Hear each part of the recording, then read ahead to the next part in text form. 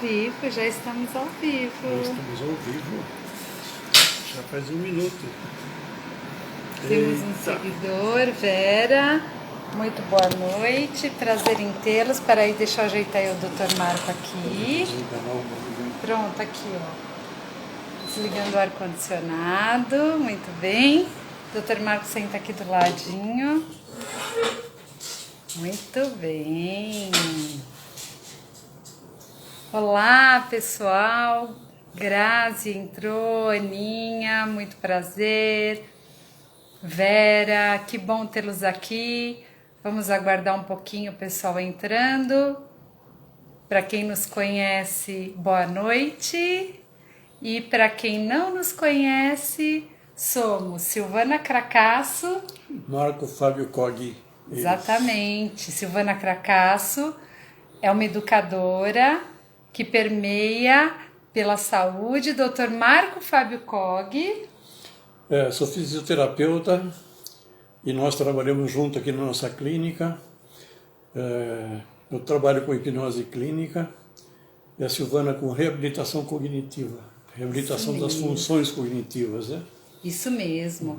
Nós trabalhamos, digamos assim, com as emoções, né? Tanto na parte cognitiva, da interpretação das emoções, quanto na parte biológica, realmente do corpo, de como as emoções se expressam no sistema nervoso autônomo, né? Nós vimos tudo isso, nós falamos de sistema e hoje, depois da nossa jornada, nós viemos com uma temática que está muito presente nos tempos atuais, né, doutor Marco? É verdade. Vocês estão entrando. Olha, temos uma técnica de enfermagem, futura pedagoga, Grazi. Eu amo a enfermagem, eu sou pedagoga, meu mestrado é da enfermagem, assim, tenho paixão realmente pela galera da enfermagem, tive o prazer de desenvolver um projeto muito bacana, sair da psiquiatria para ir para a enfermagem, foi muito legal, muito legal. E a gente está esperando o pessoal entrar porque hoje nós vamos falar de estresse. Psicóloga clínica, Jéssica, vai adorar o nosso bate-papo. Que bom saber. Enfermeira, pedagoga, psicóloga, todo mundo querendo falar de estresse, né? Porque apesar das nossas profissões, apesar do burnout estar tão em alta, agora fala-se burnout parental, burnout no trabalho, enfim. O que é isso? É o máximo do não aguento mais, né? E aí, pedagoga e psicopedagoga, boa noite. Oi, Ana. Oi, Jusilene. Puxa, que bacana, Ana Hoffman, que bacana. Bom ter vocês aqui, pedagoga maravilhosa. Ai, que gostoso! Vamos lá, gente, que bom. Então a gente já deu um tempinho para todo mundo entrar. A gente está com um tema muito em alta. Nós vamos hoje falar de estresse, mas a gente vai direcionar esse estresse para os pais, né? Esse estresse parental, esse reflexo desse estresse nos filhos, nas crianças. Quando eu falo filhos, eu considero até o estresse dos professores para com os alunos, o estresse dos pais, que o professor tem que dar conta dessa demanda, o estresse desse professor que também é família, também tem sua família. Ou seja, esse estado de ânimo, esse estado emocional que a gente se encontra, que traz algo chamado de estresse, que hoje o Dr. Marco vai ter a oportunidade de falar um pouquinho. A gente sabe o que é, mas para a gente entender como é que ele desabrocha, como é que ele começa, o que é que dá o start, por que nós temos esse estado emocional que chega ao ápice, né? Então, no momento que a gente está vivendo, é natural que todas as expectativas dos pais no que se refere à vida, né? A sua vida, a vida do seu filho e também a educação, né? Expectativas, pagou uma escola particular, ou mesmo aquele que está com a escola pública fechada, eles almejavam que o filho tivesse o melhor em termos de educação, relacionam essa educação à escola também, né? E tudo isso, nós pais, nós educadores, nós estamos questionando tudo, né? Então hoje, meus amores, o objetivo dessa live é realmente despertar para o perigo, né? A parte perniciosa desse estresse. Por que, Silvana? Existe alguma parte boa no estresse? Ah, doutor Marco vai explicar.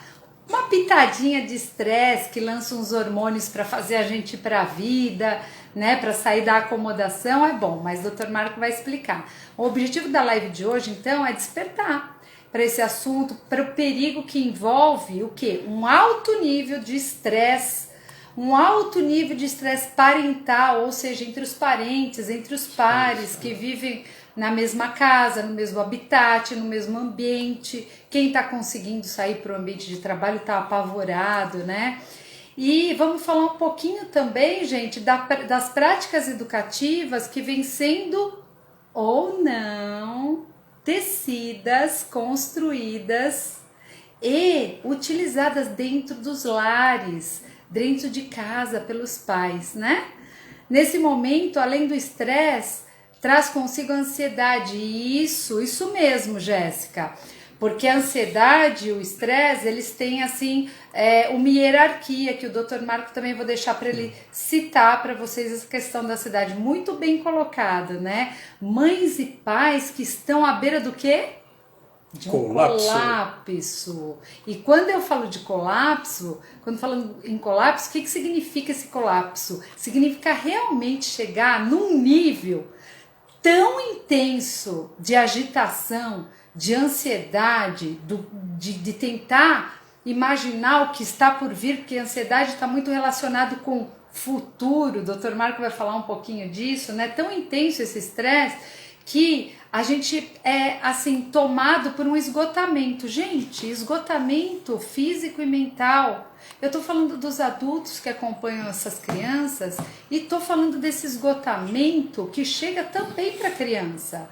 Hoje eu estava lendo um laudo neuropsicológico e ela citava esse termo, esgotamento. Essa criança traz um esgotamento que prejudica o seu potencial cognitivo. Boa noite, Márcia querida. A gente está falando aqui do estresse, do quanto a gente fica esgotado física, emocionalmente, mentalmente, né? Essa pandemia, esse confinamento, né, doutor Marco? A gente tem conversado tanto sobre isso, como alterou o humor das pessoas, por mais que a gente procure equilíbrio, espiritualidade, rezar, respirar, eu não sei, as buscas de cada um para manter o equilíbrio, essa mudança de hábito, né? Um medo que por mais que a gente tenta ter discernimento, tem um medo velado ou não, um medo assumido mesmo, eles caracterizam,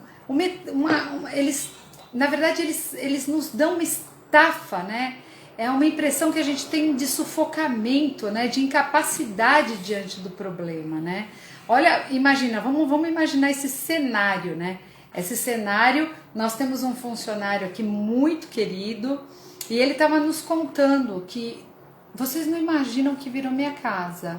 Eu tenho, ele falando, 2 filhos que estão em tempo integral conosco, nós não estávamos habituados.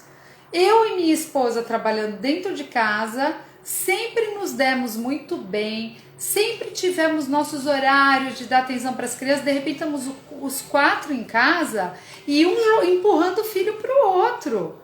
E de repente a gente se vê assim, ó. A gente se vê assim.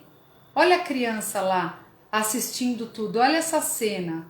Gente, só de olhar a cena, o que o corpo de vocês expressa, né? A gente não consegue olhar uma cena dessa, a gente não consegue olhar uma feição dessa e não sentir nada no corpo, né?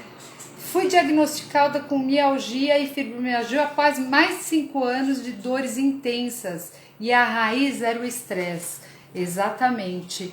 Ana, você não é a única. Dr. Marco, por que ele foi para a USP desenvolver uma ferramenta que fosse capaz de ler o seu estado emocional em tempo real e presente? Porque ele foi parar na UTI, né?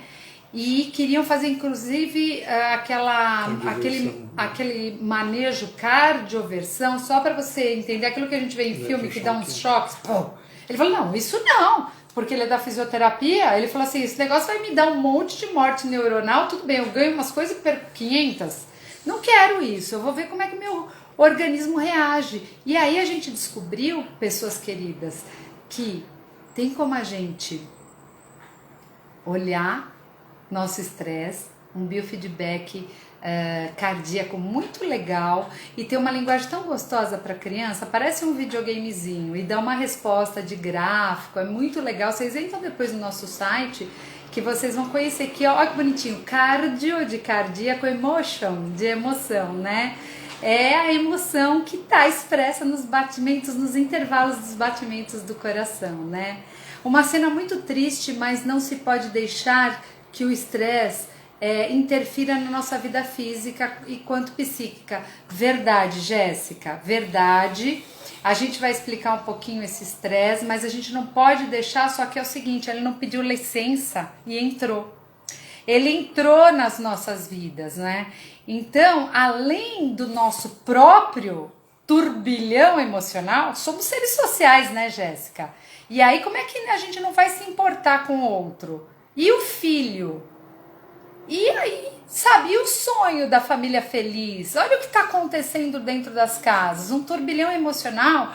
Os pais que têm a demanda dos filhos e precisam lidar, né, com esse panorama que está à nossa volta. Nós todos temos que lidar com o panorama, os filhos que precisam lidar com os pais que estão mais velhos, preocupados, além do medo que a gente sente com a saúde, né? Lidar com essa nova vida parental e se preocupar com o quê? Com os problemas reais ou imaginários.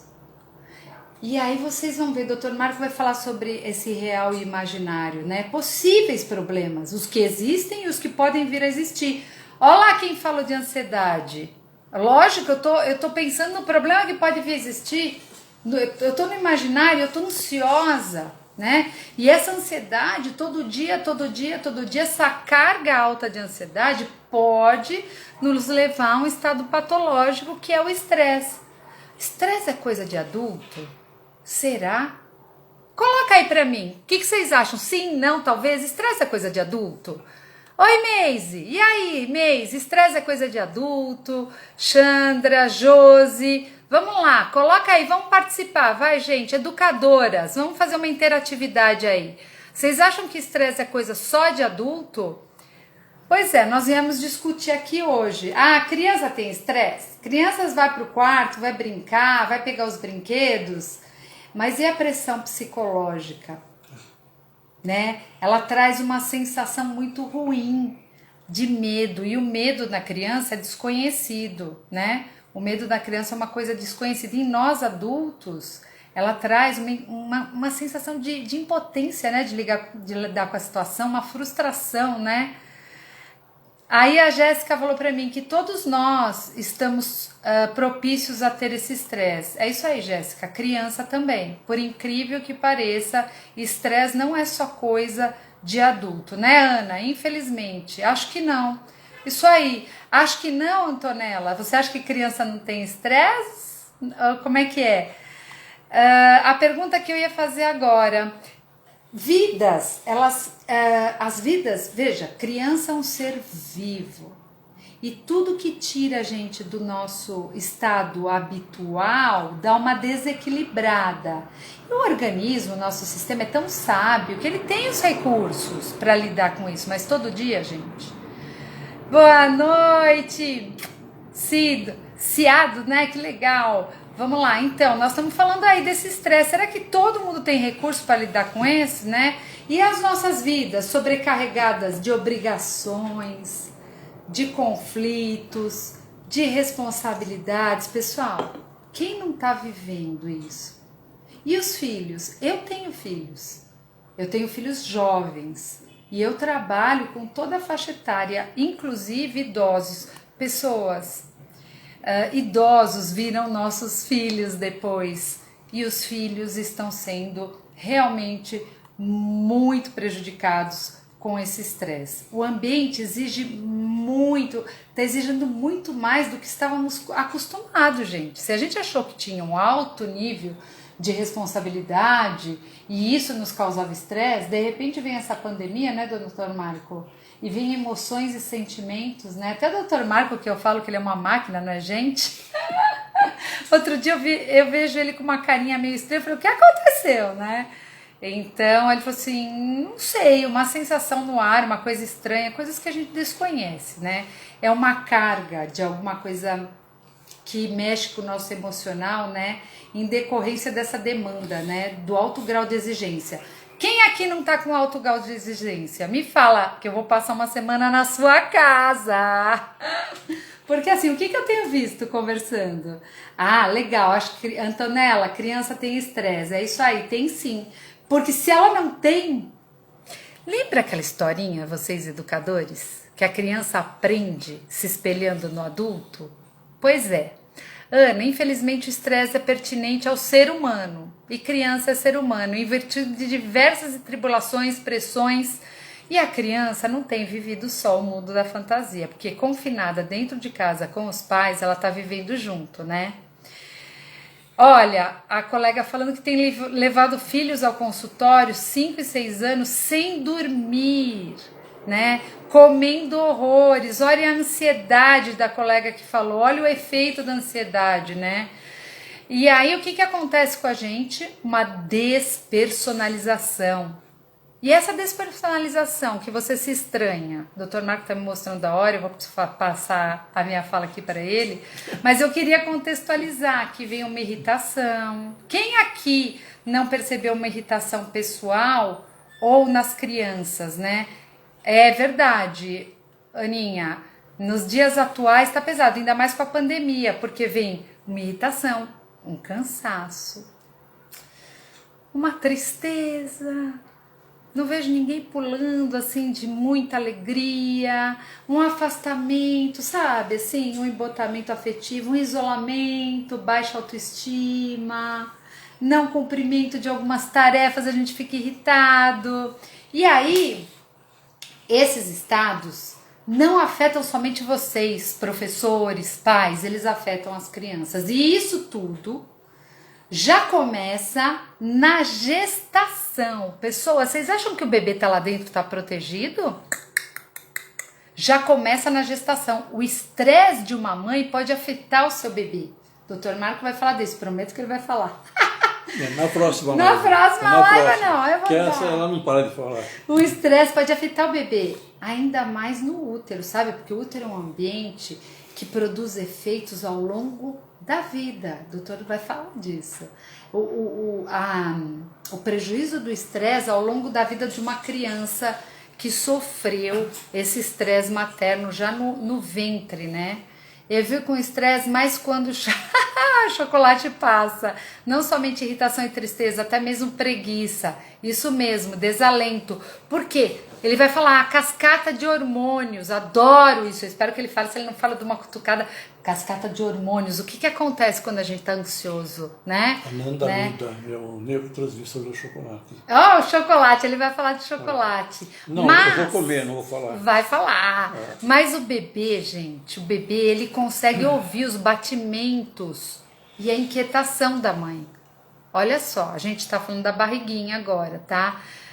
Segundo especialista, as alterações sofridas no feto, ela durante a gestação, ela traz consequências, podem fazer com que a própria criança seja menos capaz de suportar os efeitos do estresse do dia a dia, porque é impossível viver sem estresse, né? E aí vão apresentar problemas de comportamento, de ansiedade, até mesmo questões mentais. Quero pedir ao doutor para falar sobre o estresse do adolescente, que faz parte do grupo de risco. Vamos falar o cérebro do adolescente, ele está num momento especial. Existe uma poda neural, existe toda uma adaptação e merece ser falado sim. Então tem o bebê, a parte fetal, a criança, o adolescente, o adulto. Então nesse processo de neurodesenvolvimento, cada fase tem as suas consequências com o estresse, tá? Vamos falar da cascata de hormônio, né? Então vamos lá, doutor Marco, fala um pouquinho qual é o tipo de relação estabelecida desde a gestação né? Aí essa criança nasce, ele tem um ambiente estressor, aí esse adolescente que está com os hormônios da sexualidade, a flor da pele, vamos falar da cascata de hormônio, vamos lá para a neurociência um pouquinho, que o pessoal está ansioso para isso. Para a gente falar do estresse, a gente primeiro tem que entender o que é o estresse. Então o estresse, ele pode ser bom ou pode ser ruim. O estresse é uma adaptação. Quando você não se adapta ao ambiente, então essa dificuldade de adaptação gera uma série de reações no corpo. Isso é chamado de estresse, né? Ele pode gerar esgotamento, pode gerar... Eu vou falar depois das etapas do estresse. Mas o que é interessante é o seguinte, agora em 2020 saiu um trabalho, que são de uns 3 meses atrás, mostrando que as rotas neurais do estresse e da ansiedade são as mesmas rotas neurais. Elas se sobrepõem. Então, quando a gente fala em ansiedade e estresse, em princípio, a gente dá nome diferente para as vezes as coisas. Você tem um estímulo e uma resposta. Esse estímulo ele vai atuar em redes neurais, tanto da ansiedade quanto do estresse. E as reações são muito semelhantes. Então, enquanto o estresse é a falta de adaptação do aqui e agora, a ansiedade é a falta de adaptação daquilo que a gente acha que pode acontecer. Então a gente começa a criar fantasmas, mas o mecanismo neural é o mesmo. Existe um centro neural chamado amígdala, que a gente fala tanto dessa amígdala. Ela é um centro neural que, se você colocar uma seta no olho e uma no ouvido, onde elas se encontram, tem as amígdalas, tem uma do lado direito e uma do lado esquerdo, né? Não confundir com tonsilas palatinas, né?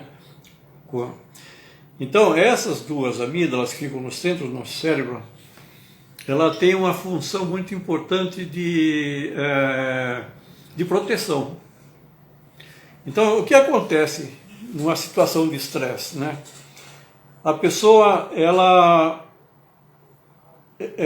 as informações entram através dos órgãos do sentido e vai diretamente para a amígdala. E a amígdala é um centro neural que aprende o quê? A te defender.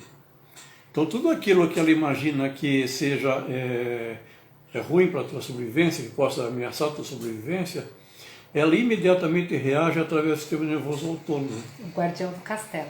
É do guardião do castelo, depois você conta a historinha do castelo. Eu já contei, lembra, pessoal?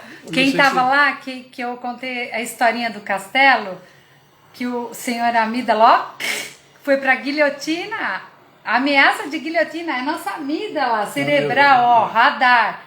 Radar não para 24 horas nem enquanto dorme, viu? Então o que acontece? Essa amígdala, na realidade é chamada de corpo amigdaloide, ela é constituída de 12 subestruturas. E essas subestruturas são ligadas em diversas partes do nosso organismo. Então quando essa amígdala ela aprende de uma forma real ou imaginária de que uma determinada coisa é perigoso, ela reage para que você evite aquilo, né? Então é uma evitação, né? Todo esse mecanismo é mecanismo de sobrevivência. Então quando você vê o Charles Darwin, ele fala assim, a função mais importante da espécie é sobreviver. Para ela sobreviver, ela tem que se adaptar. Se ela não se adapta, ela não se reproduz, não existe continuidade da espécie. Se não fosse o medo, a nossa espécie não teria fugido para a caverna quando apareceram os bichos e teriam sido devorados. Então nós estamos aqui graças à emoção medo. Se não fosse o nojo, eu teria comido comida estragada, meus ancestrais, e teriam morrido, certo? E se não fosse a minha tristeza, eu não faria poemas e músicas maravilhosas que deixavam eu curtir uma fossa. Então, as emoções, elas são importantes, mas equilibradas. E nós estamos falando de uma emoção muito importante, medo, que ativa a amígdala, essa estrutura aí que vai ditar o estresse, né, doutor Marco? Eu vou contar para vocês a história de uma paciente nossa, logicamente não vou falar o nome, né? Mas a demanda dela é que ela está com mais 20 anos agora, 20 e poucos anos, talvez 30, em que ela tem dificuldade em realizar as coisas. Ela se esforça, se esforça, se esforça e não consegue realizar. Então, durante o processo de hipnose, nós fizemos uma regressão para saber quando tudo começou, né? E ela sente muito ódio, ela sente muita raiva, ela sente desamparada, ela, nossa, tem sentimentos terríveis que bloqueiam a vida dela. Então, durante a hipnose, nós chegamos a fazer uma volta ao útero materno. Quando eu estava com 7 meses de gestação, ela começou a trazer emoções terríveis, mas que não era dela, era da mãe. Depois eu regredi ela de 6 meses para 5 meses, a mãe queria abortar ela de qualquer jeito. Então a mãe batia na barriga para abortar. E ela sentia tudo isso, né? E o que acontece então? Ela, quando ela tinha 4 meses, ela estava bem, na idade fetal estava feliz, porque ela ia nascer. Mas com 5 meses começou o terror da vida dela. Por quê? Porque ela era, durante a gestação da mãe, a mãe era solteira, tinha uma pressão imensa da avó e do avô, e a mãe descontava toda a ira e a culpa na criança, no feto. E ela sentia tudo aquilo. Então ela nasceu com um bloqueio imenso de falta de aconchego, né? de falta de como é que chama isso? Imprinting mesmo, mas de acolhida. De acolhida, isso. Ela se sentia totalmente sem acolhida, a mãe morria de ciúme dela, a mãe xingou ela quando era criança. Conclusão, é uma moça brilhante que não consegue se desenvolver na vida profissional, travada por causa dessas coisas, né? Posso fazer um comentário? Claro. A colega aqui falou do eixo HPA. Para quem não conhece, adoro passear por esse eixo HPA porque ele faz todo sentido.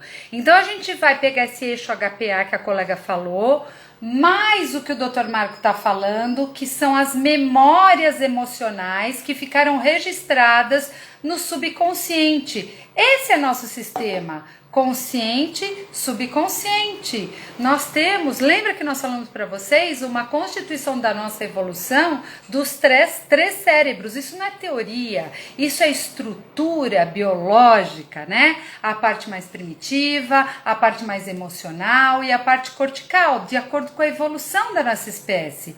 E aí nós temos um eixo que ele comanda essa cascata de hormônios. Quem são esses neurohormônios? São que ditam a nossa vivacidade ou o nosso desânimo, o nosso comportamento, que reflete no nosso comportamento. São áreas cerebrais, vamos lá, doutor Marco, eixo HPA, memórias emocionais. O que eles têm a ver com a ativação desse eixo HPA?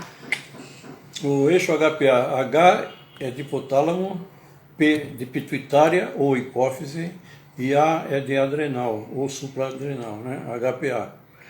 Então, o que é o hipotálamo? O hipotálamo ele produz substâncias químicas chamadas fatores liberadores de hormônio. Então ele manda essas informações para a hipófise, que produz hormônios que joga na circulação sanguínea e a pessoa reage. Mas ele também comanda o sistema nervoso autônomo, né? Então, quando a pessoa fica muito estressada, ele ativa esse eixo. Na adrenal, ele produz a adrenalina e a pessoa fica excitada com a adrenalina. Mas, quando é um pico de adrenalina e passa, tudo bem. Quando a pessoa fica com adrenalina há muito tempo, depois de mais ou menos 20 minutos, 30 minutos, começa a liberar o cortisol. O cortisol é chamado de hormônio do estresse, né? E o cortisol é neurotóxico. Então, se a mãe está estressada durante a gravidez, esse excesso de cortisol, ele passa pela barreira hematoencefálica, chega no cérebro da criança e começa a destruir o hipocampo. Destrói mesmo. Pelo menos 25% do hipocampo é destruído. Então a criança, ela nasce já com deficiência cognitiva, deficiência emocional. E quando o estresse perdura, a criança pode ter já nascer com e continuar tendência à hiperatividade, né? Opção sexual, problemas isso. cognitivos. E por isso que a Carla Afonso, muito esperta do Espírito Santo, veio conhecer essa ferramenta que faz com que as emoções se equilibrem e está aqui com a gente. Obrigado, Carla. Legal. E é o seguinte, como o doutor Marco está dizendo, da cascata de hormônio, entender o eixo APA. Pergunta da colega.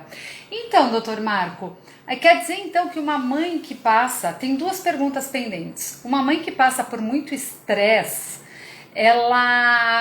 esse estresse pode interferir, desculpa, tá, Jéssica, esse estresse pode interferir no comportamento desse indivíduo enquanto sujeito fora da barriga da mãe e gerar traumas dele que tem a ver com essa parte gestacional, pergunta número 1. Pergunta número 2, uma mãe que passou um estresse intenso na primeira gravidez, fatalmente vai passar na segunda? A primeira questão é a seguinte, a partir do instante em que imprime um certo padrão de comportamento na pessoa, a tendência dessa pessoa é repetir esse padrão forever. Enquanto ela não conseguir mudar o padrão, porque o padrão não é consciente, o padrão é subconsciente. A gente sabe que somente 5% da nossa atividade mental é consciente, 95% é subconsciente. Então, nesse subconsciente, fica lá estabelecido um programa. Mas, como eu sou uma pessoa otimista, né, doutor Marco? Isso se você não intervir com alguma forma de manejar esse teu estresse. Perceber, identificar e manejar. Aí, forever, se você não trabalhou suas emoções. A gente está falando em trauma, mais profundo do que o estresse. Profundo do que o estresse. São programas que se instalam e dificultam a vida da pessoa. Então, Que pode surgir como estresse, por exemplo, a pessoa tem um bloqueio com o chefe.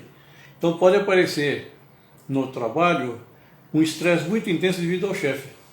Mas na realidade pode ter sido lá na primeira infância com o pai. Ou mesmo no período gestacional, que desenvolveu um programa que vai fazer com que ele seja reativo contra determinadas situações. Né? Então vamos lá. Pessoal super participando, estou gostando de ver o hipocampo, né, doutor Marco? O estresse atravessa a barreira hematocefálica. A neurociência mostra pra gente que há uma redução física e funcional no cérebro. O hipocampo é uma estrutura tão importante, né, para o aprendizado, para a memória. O hipocampo pode ser regenerado, doutor Marco? Se a criança nasce e durante o processo de desenvolvimento dela, ela for subtraído o estresse da vida dela, Valéria, né, ela for subtraído o estresse da vida dela, ela pode ainda regenerar sim. Porque é um processo, na realidade o hipocampo é o berço de novos neurônios. Né? Neurogênese. Bom, então... Neurogênese na janela de oportunidade, né, doutor Marco? Sim, tem a fase certa. Então, sim, respondendo, ela pode prejudicar a vida inteira. A segunda questão, qual que era? Não, o doutor Marco já é o forever. Então, quando a gente fala em estresse, então, você pode passar por 4 situações, ou seja, 4 estágios de estresse. O primeiro é chamado de estresse, que é o alerta, a parte alerta, em que a pessoa fica mais desperta, fica mais ativa. Em termos de sono, ela pode ter alguma dificuldade de dormir, porque ela está muito agitada, né? Vai numa balada, volta agitada e tal, né? Em termos de libido, você pode até melhorar o libido sexual, né, nessa situação. Mas no trabalho, ela pode ser uma fonte de inspiração, uma fonte de trabalho, uma coisa, pô, legal, vamos lá, vamos conseguir e tal.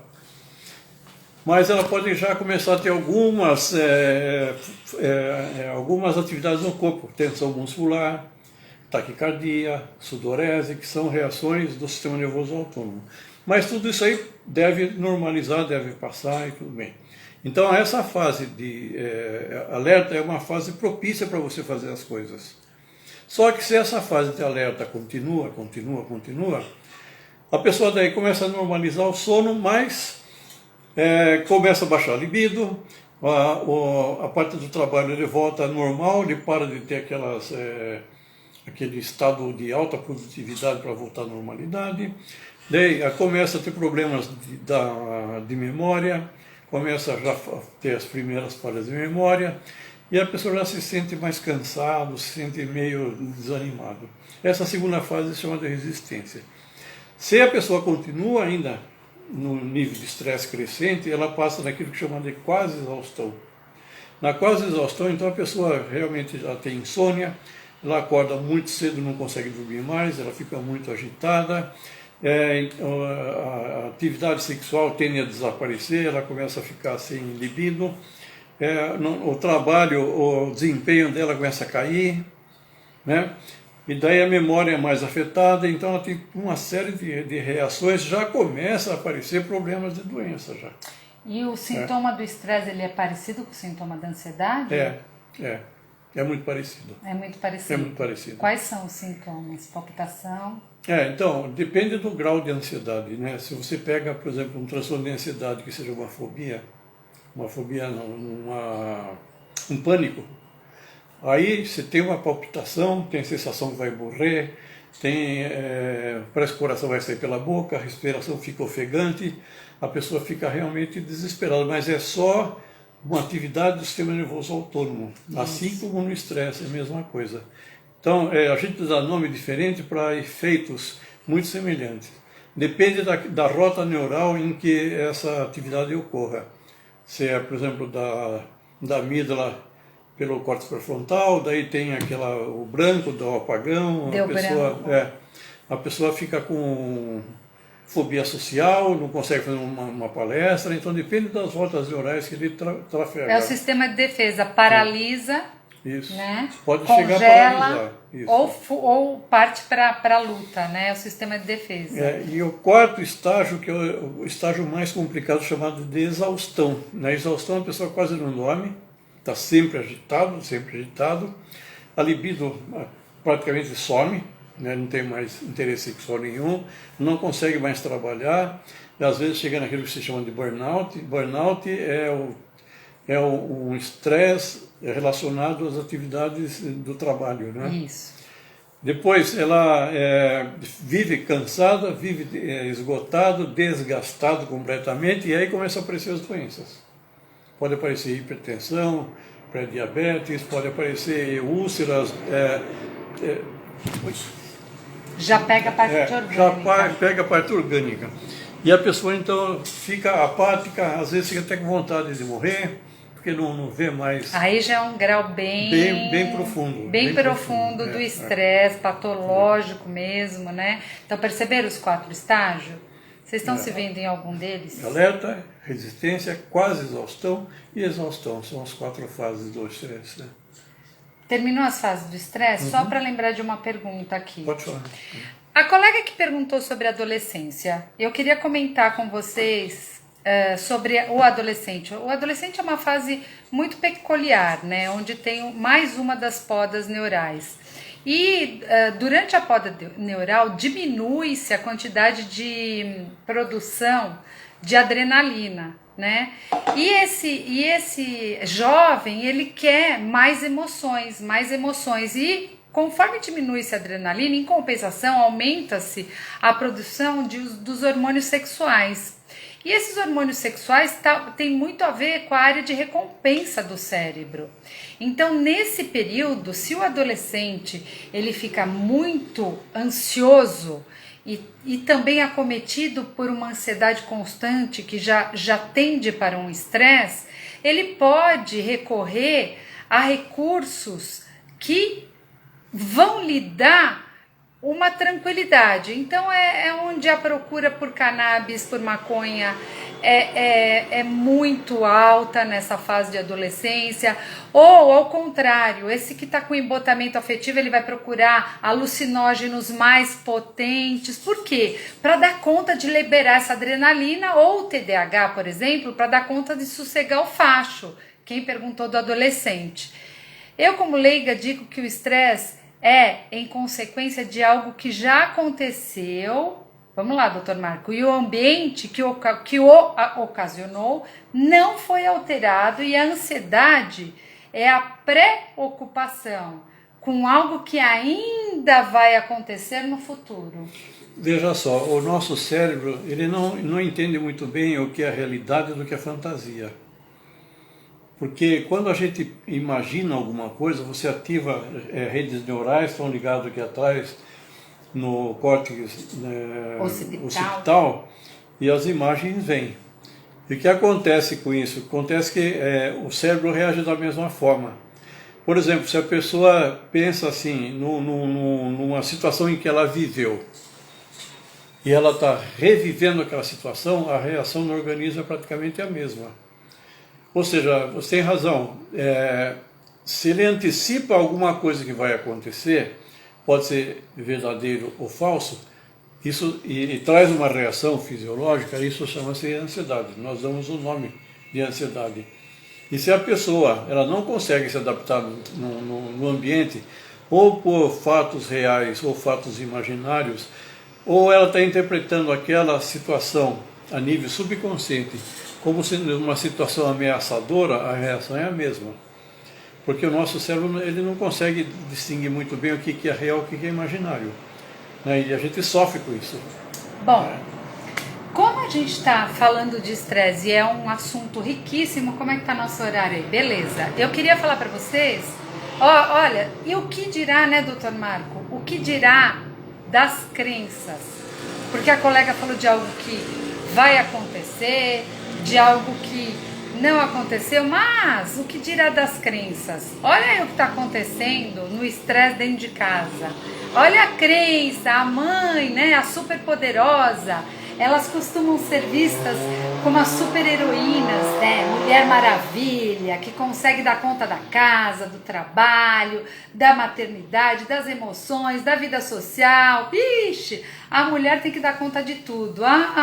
E não vamos esquecer também, né, que elas precisam cuidar da vida sexual, da saúde, a cobrança social, o bem-estar no dia a dia e milhares de outras coisas. E como é que tá essa mãe confinada que precisa dar conta de tudo isso e agora da emoção do filho, dos filhos, do marido, do trabalho remoto ou não remoto, do medo de sair de casa?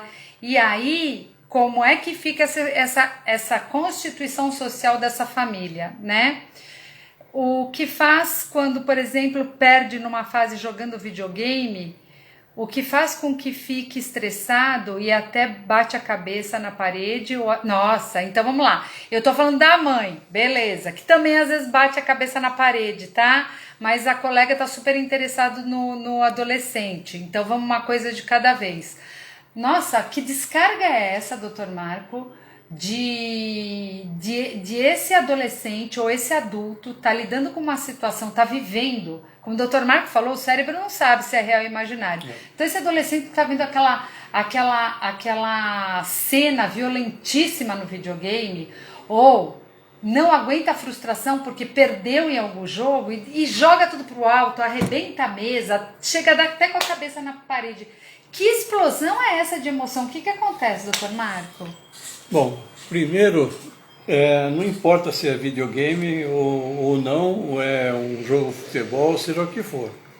Quando isso entra no subconsciente da pessoa e ela entende isso um conflito muito grande, ela extravasa esse conflito. Extravasa como? Do jeito que ela sabe extravasar, do jeito que ela aprendeu.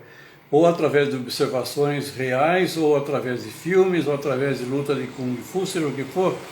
Mas existe um mecanismo armado dentro dela. É como uma ratoeira. Está uma ratoeira aberta. Se o rato for pegar o queijo, ela fecha. A ratoeira não tem vontade própria, ela reage. Reage ao quê? A aproximação do rato. Então, o que é esse rato? Esse rato são essas atividades externas que acontecem. Qual é a ratoeira? É a atividade da amígdala. Existe um gatilho que é o queijo. Se esse queijo for tocado pelo rato, acontece a reação. E a reação pode ser pequena, mas pode ser explosiva.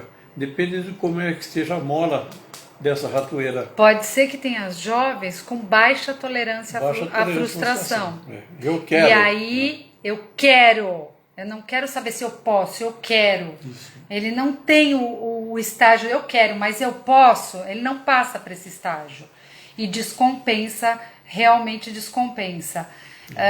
Então, lembra que a gente estava falando? O estresse do ambiente pode ser preditor desse adolescente desequilibrado, tá bom? Então a gente pode pensar assim, que nós temos, como eu falei já, os 4 andares. O andar de cima é a razão. Essa razão é dada pelo córtex pré-frontal nosso, né? A razão. O outro andar são nossas emoções, que é dado pela amígdala. Depois nós temos aqui uma descarga no corpo, que é dado pelo sistema nervoso autônomo. E aqui embaixo o teu comportamento. Então esse aqui é o comportamento. Aqui é eu quero, que a razão fala eu quero, mas tem essa aqui que fala você pode? Pode ou não pode? Quando existe o conflito entre eu quero e eu posso, a descarga se dá aqui, no sistema nervoso. E aí a pessoa explode, mexe o comportamento. Então, o comportamento explosivo, no final das contas, é o entrave, o embate entre a razão e a emoção. Entre eu quero e eu posso, entre o consciente e o subconsciente. Isso. Então é um mecanismo só. Nada mais que isso. E como a Bia disse, o que mais a gente vê hoje em dia são jovens com paciência zero. Por que, Bia? Porque assim, com a evolução da espécie e o boom da neurociência, nós tivemos aí a era do cérebro também, né? Tudo cérebro, tudo cérebro. Hoje nós estamos voltando para o coração, né? A gente faz esse curso lindo do coração. O coração que adoece é o mesmo coração que cura. Tem a história do coração. Então ficou muito focado no intelecto. Então nesse decorrer da evolução desenvolvesse muito mais o córtex pré-frontal e deixou-se de trabalhar as emoções, né? Por isso que Delors trouxe o aprender a aprender, aprender a ser, aprender a fazer, né? Por quê? Porque nós precisamos aprender a ser. O que é aprender a ser? Saber lidar, habilidades socioemocionais, saber lidar com essas emoções, inteligência emocional. Então a gente tem que desenvolver o QI, né? Coeficiente de inteligência, e o QE, o coeficiente de emoções. Tem que ser um equilíbrio, né? O que ocorreu na evolução foi um descompasso entre a nossa razão e a nossa emoção. A nossa razão, nosso cérebro racional, ele evoluiu de uma forma muito rápida, muito intensa, enquanto que o nosso cérebro emocional ele está desenvolvendo de uma forma muito lenta. Então eles não se desenvolveram na mesma velocidade, a razão e a emoção. A razão, pela própria situação de sobrevivência, os nossos antepassados precisavam fazer armas, precisavam fazer guerras para domínio de território, então eles usavam os recursos cognitivos para criar. Mas a parte emocional não acompanhou o mesmo desenvolvimento, né? Ficou defasado. E como a Regina disse, o córtex pré-frontal, ou seja, as funções executivas, elas terminam de se estruturar no cérebro tardiamente. Terminam, não é que elas só se estruturam. A literatura que diz aos 24, a literatura que diz aos 28, mas a Regina está falando. Então prevalece a questão da amígdala. O que prevalece? A resposta reativa. Por isso que precisa ser trabalhado muito essas emoções, para se aprender mesmo a pensar antes de agir, a ter controle de impulsos, né? Como é que está nosso tempo? Nosso tempo está esgotando, tem 11 minutos. Pronto, eu vou só, assim...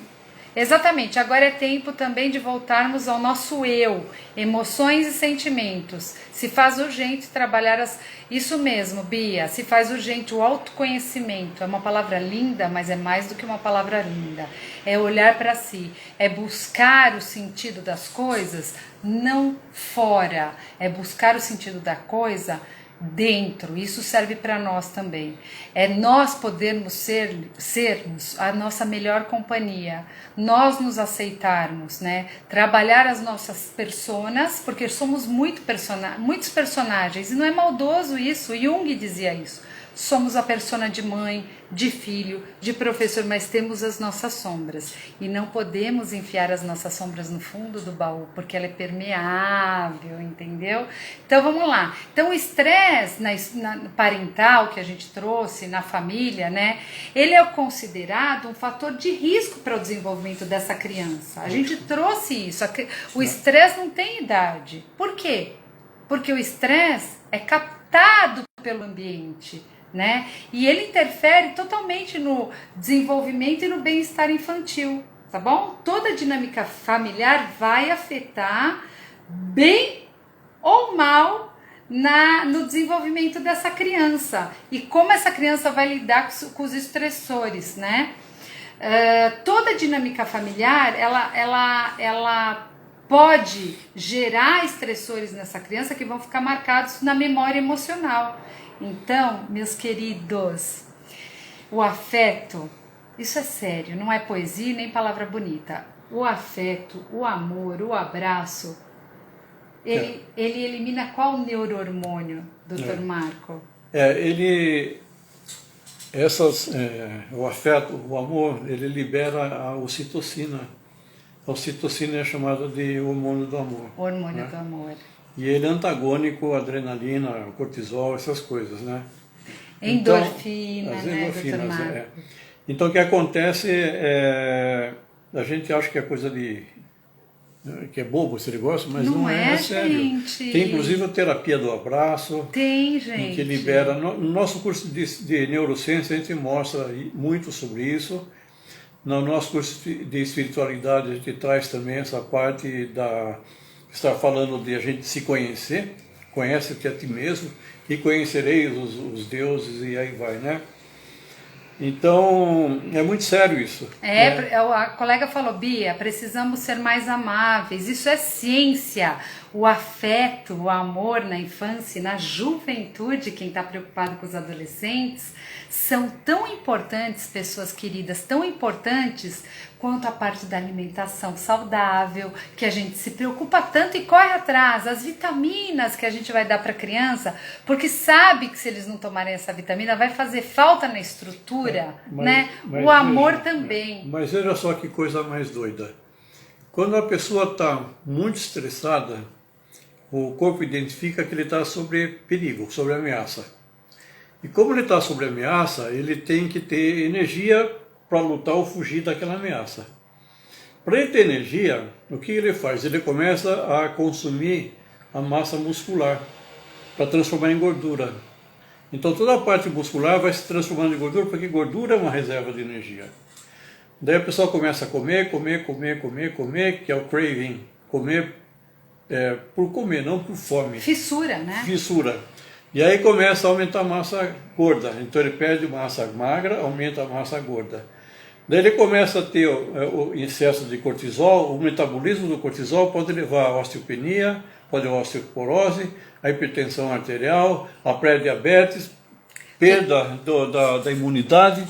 O que o Dr. Marco está querendo dizer é que não são só problemas emocionais, são problemas físicos também. Físico. Aí a colega perguntou, e quando esse adolescente se recusa a receber esse abraço?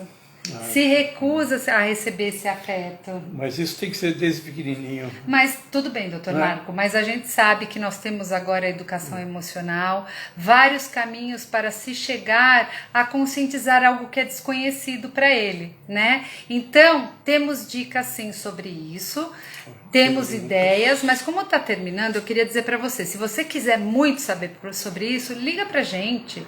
Sem compromisso, tá?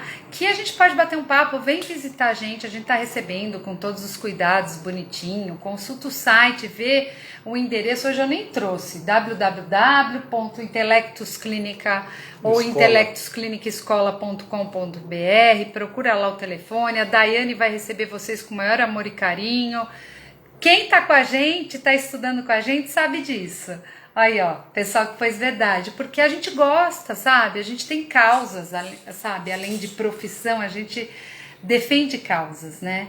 Então é muito bacana, eu agradeço aqui vocês estarem com a gente nesse momento, estarem fazendo desse momento algo tão dinâmico, especial, né? Olha, então foi especial hoje. Obrigado por todos participarem, obrigado por construir e tecer junto com a gente esse conhecimento. Foi muito interativo, hoje foi muito legal, hoje foi legal. Estresse é realmente a nossa praia, reabilitação emocional e cognitiva, falamos muito sobre isso, temos vários cursos, quem quiser se aprimorar, neurociência, dá uma fuçadinha no www.intelectosclinicescola.com.br e vem conhecer também nosso espaço.